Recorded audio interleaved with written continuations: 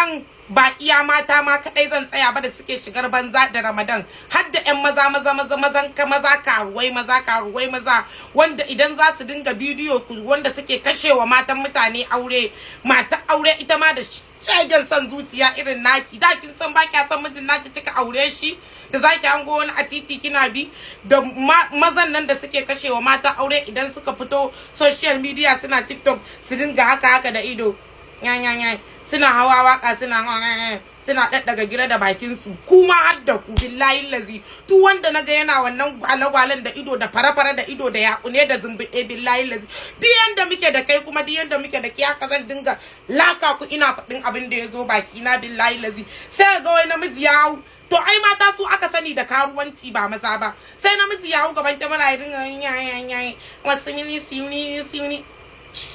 ni da ma wallahi ko a gefen silifa din so wanawa ma nake yi, ni na fi so in shiga daidai gurin kungiyar mahaukata inda za mu je mu ga comment section mu ci dariya abu mu, ni bana ma tsaya, ba sa burge ni irin wa'annan mutan a rayuwa ta wallahi, da su gara kullun naira 10 mai biya fiye min daɗi cikin dare billahi la ila sai gan sun tsaya a gaban kyamara suna to har da kuku ma nake. Wannan Ramadan din da yazo ibtila'i ne yazo, da lasiya ni dai ban san ana yin wannan TikTok din ba, shekara daya da ya wuce ban sani ba,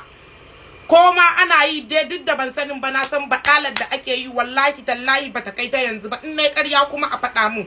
wallahi bakalar da ake yi dai bata kai ta yanzu ba, dan masifa yanzu ga sunan suna nan sun gurguzo wai a TikTok ne za ga bata tana hai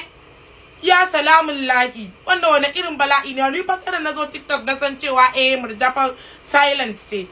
ba ruwanta. Allah Ubangiji ya sa mu dace, Allah ya sa mu daidaita, don wannan abin da ya zo ni kuma yaƙi ce, raga mata ce a kaina, na rantse da Allah duk wanda ya abu na banza in dai tsatsana ne wanda na san cewa ya rike kalmar la ilaha illa wallahi Allah sai na mai gajanci na mai akuya billahi illazi idan naga yana yin dressing din banza yana duk iskancin da za a yi hakura da shi.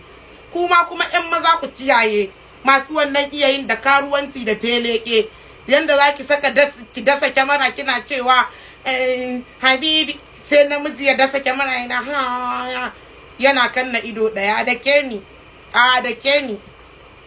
ko in na fito a yanka ni na faɗa yanda za a yi da ni ai, ni ma ba hadda ni din ba